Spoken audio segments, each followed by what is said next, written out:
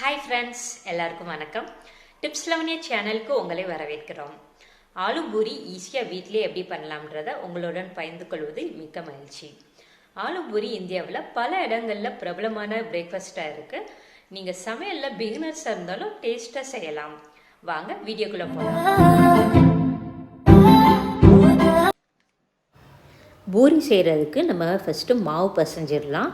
நான் மிக்சி ஜாரில் மாவு பசைய போகிறேன். 1 கப் கோதுமை மாவு எடுத்துருக்கேன், அதை மிக்சி ஜாரில் போட்டுக்கிறேன்.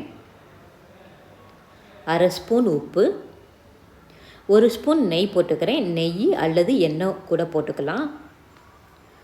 1 கப் மாவுக்கு 1/2 கப் தண்ணி. தண்ணியை நான் மொத்தமாக ஊற்றுறேன். நீங்கள் கையில் பசைகிறதா இருந்தால் கொஞ்சம் கொஞ்சமாக தண்ணி ஊற்றி பசைஞ்சுக்கோங்க.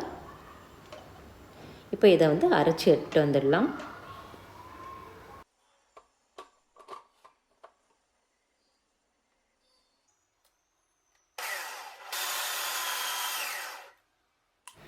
நம்ம பூரி மாவை மிக்சி ஜாரில் பசைஞ்சு எடுத்தோம். இது கையில் பசைகிற மாதிரியே நல்லா சாஃப்டாக இருக்கும். பூரிக்கு தேவையான மாவை பசைஞ்சு எடுத்தோம். இது நல்லா சாஃப்டாக ஸ்மூத்தாக இருக்குது. இந்த மாவை நம்ம ஒரு பவுலில் போட்டு கிச்சன் டவலை வச்சு மேலே மூடி வச்சிடலாம். மூடி ஒரு 15லேருந்து 20 நிமிஷம் வரைக்கும் ஊற வச்சிடலாம். இது நல்லா ஊறட்டும். இது ஊறுற கேப்பில் நம்ம உருளைக்கிழங்கு மசாலா ரெடி பண்ணிடலாம். அடுப்பில் ஒரு பேன் வச்சு அதில் 2 ஸ்பூன் எண்ணெய் ஊற்றிக்கோங்க. எண்ணெய் நல்லா காஞ்சதுக்கு அப்புறமா இதில் 1 ஸ்பூன் கடுகுளுந்தம்பருப்பு, 1 ஸ்பூன் சீரகம் போட்டுட்டு இது ரெண்டையும் நல்லா பொரிய விட்டுருங்க. இது நல்லா பொரிஞ்சதுக்கு அப்புறமா இதில் 1 ஸ்பூன் சீரகத்தூள், 1 ஸ்பூன் மல்லித்தூள், 1 ஸ்பூன் வரமிளகாய்த்தூள், 1 ஸ்பூன் கரம் மசாலா தூள், இது எல்லாத்தையும் போட்டுட்டு இதை எல்லாத்தையும் எண்ணெயிலேயே நல்லா மிக்ஸ் பண்ணி விட்டுருங்க. இந்த மசாலாவை நல்லா மிக்ஸ் பண்ணதுக்கப்புறமா இதில் நான் 4 உருளைக்கிழங்க வேக வச்சு நல்லா மசிச்சு எடுத்து வச்சுருக்கேன். இந்த உருளைக்கிழங்க இந்த மசாலாவில் போட்டு எல்லா பக்கமும் நல்லா மிக்ஸ் பண்ணி விட்டுருங்க.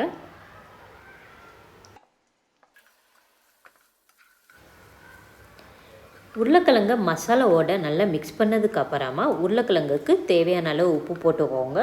உப்பு போட்டுட்டு எல்லா பக்கமும் நல்லா மிக்ஸ் பண்ணி விட்டுருங்க. நல்லா மிக்ஸ் பண்ணதுக்கு அப்புறமா தண்ணி ஊற்றி வேக விட்டுருங்களா. எல்லா பக்கமும் ஒத்தாப்பில் கலந்து விட்டுக்கோங்க. மேலே கொஞ்சம் கருவேப்பிலை இலைகளை தூவி விட்டு மறுபடியும் ஒரு தடவை கிளறி விட்டுக்கோங்க. கிளறி விட்டு ஒரு மூடியை வச்சு மூடி 5லேருந்து 7 நிமிஷம் வரைக்கும் வேக விட்டுருங்க. இந்த கூட்டு நல்லா தண்ணிலாம் வற்றி வேகட்டும்.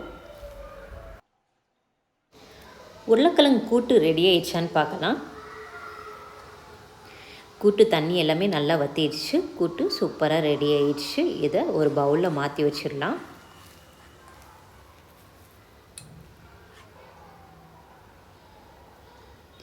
இந்த பவுலில் மாற்றிட்டோம். இது ஒரு பக்கமாக இருக்கட்டும். நம்ம பூரி செய்ய ஆரம்பிச்சிடலாம்.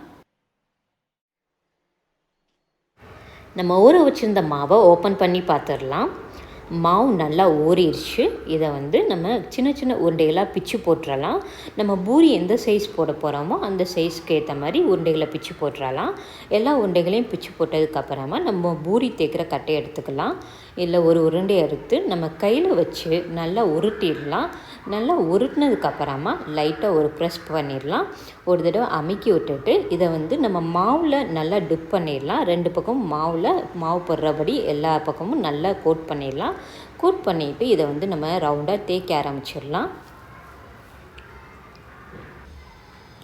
நம்ம திருப்பி திருப்பி தேய்க்க ஆரம்பிக்கும் போது தான் நம்மளுக்கு பூரி ரவுண்ட் ஷேப்பில் வர ஆரம்பிக்கும். சப்போஸ் உங்களுக்கு பூரி ரவுண்ட் ஷேப்பில் வரல அப்படின்னா ஒரு டிஃபன் பாக்ஸ் மூடியை வச்சு தேய்ச்சதுக்கப்புறமா ஒரு டிஃபன் பாக்ஸ் மூடியை வச்சு ப்ரெஸ் பண்ணி எக்ஸ்ட்ரா இருக்கிறதெல்லாம் பிச்சு விட்டிங்கன்னா உங்களுக்கு பூரி பார்க்குறதுக்கு அழகாக ரவுண்ட் ஷேப்பில் வந்துடும். எல்லா பூரியையும் நம்ம இதே மாதிரி தேய்ச்சி எடுத்துக்கலாம்.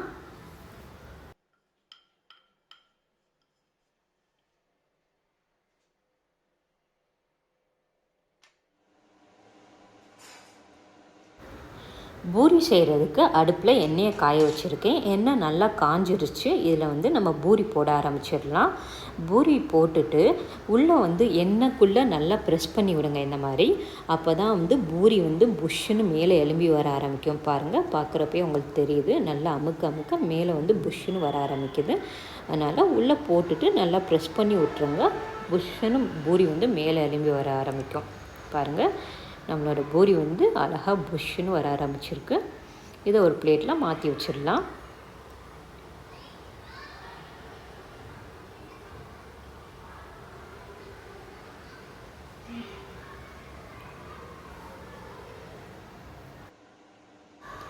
அதே மாதிரி இன்னொரு பூரி உங்களுக்கு போட்டு காமிக்கிறேன். பாருங்கள், பூரியை போட்டுட்டு நல்லா ப்ரெஸ் பண்ணி விடுங்க.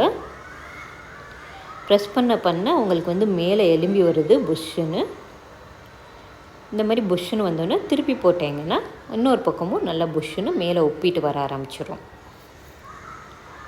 இதுக்கு வந்து பூரி புஷ்ஷுன்னு வர்றதுக்கு 2 ஸ்டெப்பு தாங்க. எண்ணெய் நல்லா காஞ்சிருக்கணும். அடுத்து நம்ம போடுற மாவு உள்ளே நல்லா ப்ரெஸ் பண்ணி விடணும்.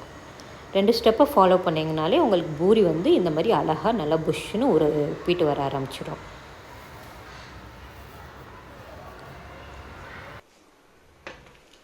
நம்ம செஞ்ச பூரியை டேஸ்ட் பண்ணி பார்த்துடலாம் நல்லா இருக்கான்ட்டு.